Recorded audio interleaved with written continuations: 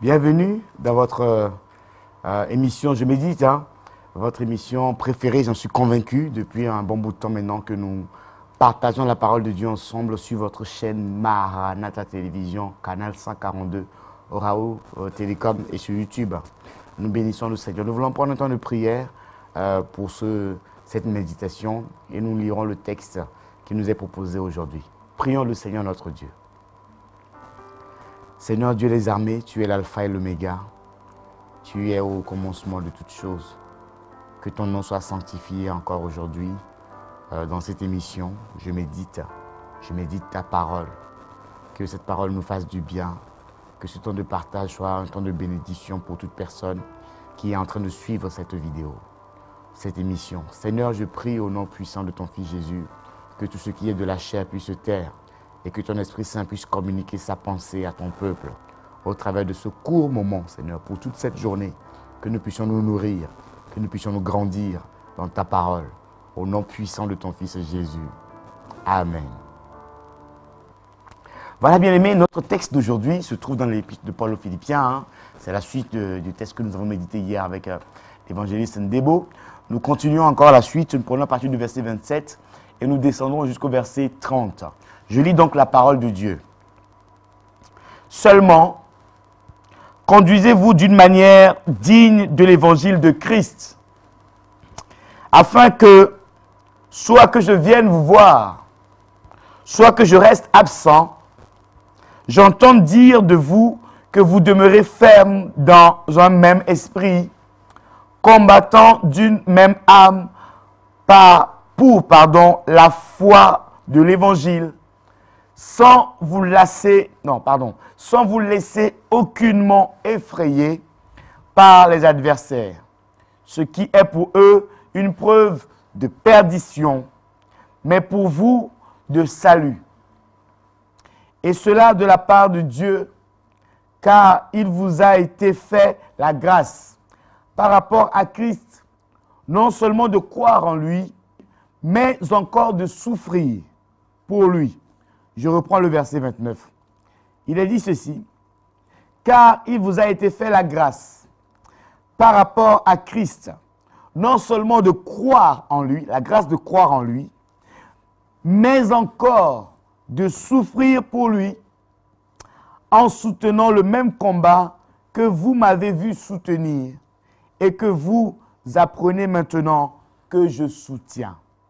Parole glorieuse et merveilleuse de notre Seigneur Jésus-Christ. Voilà, bien-aimés, je voulais partager quelques éléments.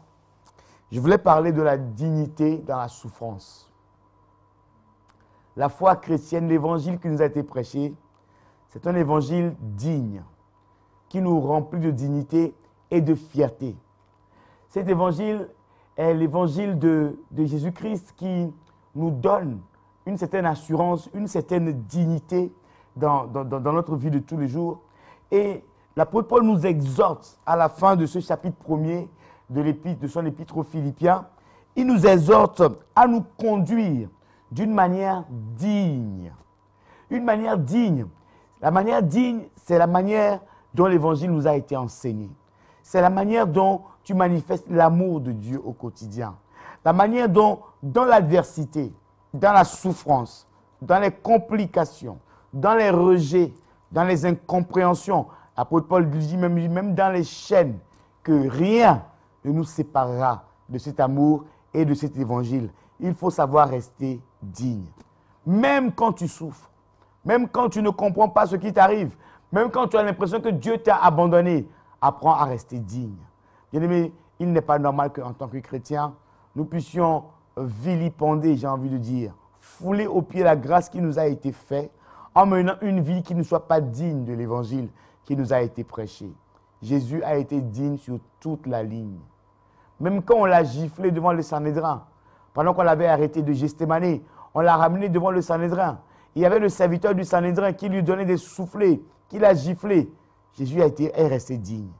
Jésus lui a posé la question, qu'est-ce que j'ai dit de mal pour que tu puisses me gifler? Si j'ai dit quelque chose de mal, dis-le-moi. Si je n'ai rien dit de mal, pourquoi me gifles-tu alors? Il a démontré une certaine dignité par rapport à sa position. Nous sommes des chrétiens, mais quand on nous marche sur les pieds, comment réagissons-nous? Nous sommes des chrétiens, mais quand on vient nous agresser un tout petit peu, comment réagissons-nous? Il y en a qui disent, ils verront de quel bois je me chauffe et de quelle façon je me fâche. Apprenons à rester dignes. Même quand on nous marche sur les pieds, même quand on nous rejette, même quand on nous abandonne, apprenons, bien-aimés, à rester dignes. Dignes de l'évangile de Jésus-Christ qui nous a été prêché. Christ a démontré l'amour. Même quand il apprenait que les gens avaient commis des péchés, même quand on a ramené cette femme dans Jean chapitre 8, surprise en flagrant délit d'adultère, le Seigneur ne l'a pas condamnée. Le Seigneur n'a pas commencé à se moquer d'elle. Non. Le Seigneur a commencé à trouver un moyen pour l'extirper des griffes des personnes qui voulaient lui faire du mal. C'est ça la dignité dans l'évangile. Quand quelqu'un est exposé, quand quelqu'un est fragilisé, comment réagissons-nous? Sommes-nous encore ceux-là qui jettent la pierre? Sommes-nous encore ceux-là qui l'enterrent encore davantage?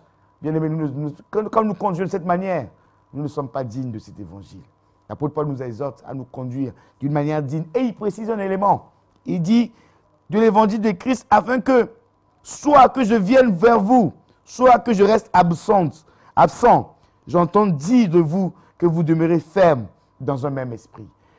Notre dignité ne doit pas seulement se manifester au regard des hommes, au regard des personnes pour nous montrer, comme les pharisiens. Ils montrent vraiment qu'ils font les choses bien. Ce n'est pas ça la dignité que Dieu nous demande. La dignité que Dieu te demande, c'est quand tu es seul avec lui. Quand tu es seul et tu es conscient de sa présence. C'est ça, cette dignité-là. Quand tu es seul devant une situation de péché, tu sais que tu as la possibilité de pécher, mais personne ne le saura. Comment réagis-tu? Restes-tu digne de l'évangile qui t'a été prêché? Restes-tu digne de l'œuvre de la croix? Bien-aimé, cet après-midi, aujourd'hui, ce matin, je veux t'encourager à te relever là où tu as perdu ta dignité vis-à-vis de l'évangile, vis-à-vis de la parole. Je m'en veux finir par rapport au verset 29. L'apôtre Paul dit, car il vous a été fait la grâce par rapport à Christ. La grâce, c'est une grâce pour nous, hein, non seulement de croire en lui. Nous croyons, c'est une grâce de croire. Mais l'apôtre Paul dit ceci, là où je voulais finir, mais encore de souffrir pour lui. Je comprends donc que souffrir pour le Christ, c'est une grâce. C'est une grâce de souffrir pour la cause de l'évangile. Que les gens te maltraitent, que les gens te marchent dessus, qu'ils ne te considèrent pas. À cause de l'évangile, bien-aimé, reste tranquille. Ta rétribution sera grande. Ta récompense sera grande. Jésus-Christ a dit, quelqu'un veut prendre ton manteau, donne lui-même ta tunique. Bien-aimé, nous sommes arrivés à un point où aujourd'hui les chrétiens ont oublié toutes ces paroles. C'est comme si ces paroles sont restées dans le passé. Non, acceptons de souffrir pour l'évangile. Acceptons que nos droits soient bafoués. Acceptons, bien-aimés, dans l'église, pour la cause de l'évangile. Le Seigneur voit tout ça. Le Seigneur voit tout ça. Dieu n'est pas injuste. Dieu n'est pas aveugle. Il voit toutes ces souffrances que nous endurons à cause de l'évangile. Il dit ceci, c'est une grâce de souffrir pour lui. Souffrons, apprenons à souffrir pour lui et restons dignes. Restons dignes dans la souffrance. Que le Seigneur vous bénisse. Nous voulons prier Dieu. Nous voulons prier notre Père par rapport à cette méditation d'aujourd'hui, à ces derniers versets du chapitre 1er de l'épître de Paul aux Philippiens, pour que le Seigneur nous donne la force de tenir ferme, de garder notre dignité. Même quand tu es tombé, relève-toi. Garde ta dignité, garde la tête haute. Reviens dans la présence de ton Père. Demande-lui pardon et recontinue ta marche avec lui. Notre Père et notre Dieu. David a dit, crée en moi un cœur pur et renouvelle en moi un esprit bien disposé. Il a dit également, c'est auprès de toi que se trouve le pardon afin que l'on te craigne. Maintenant, à la lumière de cette méditation, je comprends et j'ose comprendre aussi de la part de mon frère, de ma sœur, que nous n'avons pas été dignes de cet évangile. Nous avons été orgueilleux, menteurs, voleurs, impudiques. Nous nous sommes égarés loin de ta parole. Cette dignité de l'évangile, nous l'avons foulée aux pieds, bafouée. Mais encore aujourd'hui, devant ta présence et devant ta parole, nous nous reconnaissons encore comme étant des pécheurs. Et nous venons à toi, parce que nous ne faisons pas partie de ceux qui sont des pécheurs condamnés. Nous faisons partie de ceux qui sont appelés à être des pécheurs pardonnés. Père, ce soir encore, aujourd'hui encore, ce matin, je viens prier pour mon frère. Je viens prier pour ma soeur. Je viens prier pour moi-même, afin que là où nous n'avons pas été dignes, Seigneur, tu puisses nous pardonner. Tu puisses avoir un regard favorable sur nos vies. Tu ne nous rejettes pas. Ne nous retire pas ton Esprit Saint, comme David l'a dit. Ne nous retire pas ton Esprit Saint, mais garde-nous auprès de toi, Seigneur. Garde-nous attachés à toi, afin que nous puissions marcher d'une manière digne de l'évangile qui nous a été prêché, afin que nous puissions nous conduire d'une manière digne dans l'adversité, dans les souffrances, dans nos droits qui sont bafoués. Seigneur, toi, tu vois toutes ces choses et nous avons confiance en toi, Seigneur mon Dieu. Si c'est à cause de l'évangile que nous souffrons, c'est une grâce, parce que notre rétribution sera grande. Père, merci. Merci pour la fidélité de ta parole. Merci, Seigneur mon Dieu, pour l'assurance qu'elle nous donne de continuer cette marche avec toi, éternel Dieu des armées. Je prie pour que, je déclare que l'ennemi n'a ni part ni gain. Il n'a aucun droit dans cette affaire. C'est toi qui nous as aimés le premier. Lorsque nous étions encore perdus, loin, égarés, loin de ta face. Toi, tu nous as déjà aimés. Tu nous as déjà choisis et tu nous as établis, Seigneur mon Dieu. Ô Père, reçois l'honneur qui t'est dû. Reçois la gloire qui te revienne, Yahweh. Nous avons tellement besoin de toi. Ton peuple a besoin de toi. Tes enfants ont besoin de toi. En ces temps de la faim, où le monde est en train de se détruire, le monde est en train de se pervertir, nous voulons nous attacher davantage à toi. Nous voulons marcher, nous conduire d'une manière digne de l'évangile qui nous a été prêché. L'évangile de Jésus-Christ, l'évangile d'amour, l'évangile de paix, l'évangile de grâce, l'évangile de tempérance, Seigneur mon Dieu. Ces choses qui sont devenues inhabituelles aujourd'hui, nous voulons les retrouver, éternel Dieu des armées. Nous voulons marcher fidèlement et conformément à toutes ces choses. Nous ne voulons pas nous égarer loin de ta face, éternel Dieu des armées. Fais-nous grâce, s'il te plaît, Seigneur.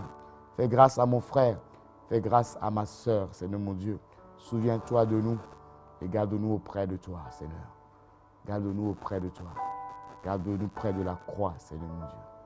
Nous avons besoin de toi. Au nom puissant de ton Fils Jésus-Christ. Au nom puissant de ton Fils Jésus. Amen. Voilà, bien-aimés, soyez bénis. Soyez fortifiés par ces temps. Ne prenez pas l'habitude de banaliser ces méditations que nous faisons. C'est vraiment des moments puissants spirituellement que nous passons ensemble et le Seigneur est avec nous. Soyez fortifiés. Continuez de nous suivre sur nos différents réseaux sociaux, sur YouTube, Maranatha Télévision.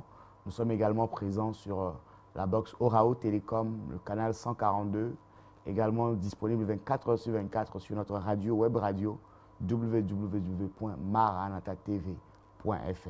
Soyez bénis, je vous donne encore rendez-vous très prochainement pour partager cette parole merveilleuse. À très bientôt, je vous dis à ciao, au revoir.